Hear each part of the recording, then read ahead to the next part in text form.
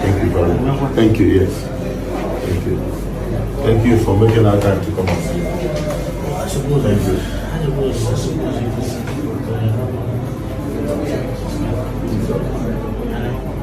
All the more doctor from the Hachi address attack and mad situation. You might have called to back to cover this place. So I don't know how to the situation.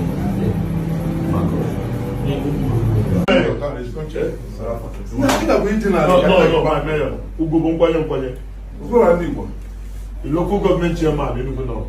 Thank you. Thank you. Get well. I love you so much. Get well. Give my former speaker. Yes. Thank you. Right on here, but you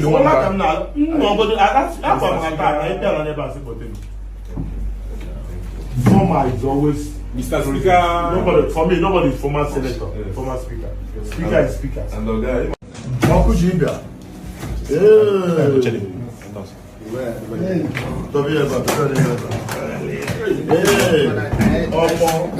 Wow.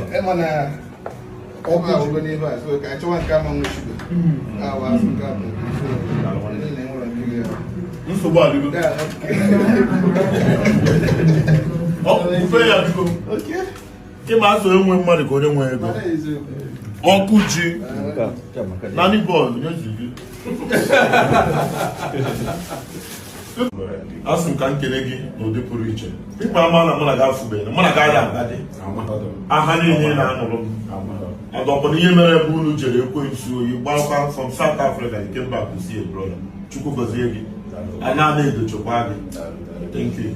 Na ịmụ eji mara ndị na-ewu bilion. Ekpere m bụ ka ịbụkwa bilion. Maka ịbụ bilion ọ ga-abalụ m. Thank you and God bless. Gọzikwe nwa agụta ahịa motos na onye ọbụla gịnị a na-emekọ. Thank you very much. No, welcome.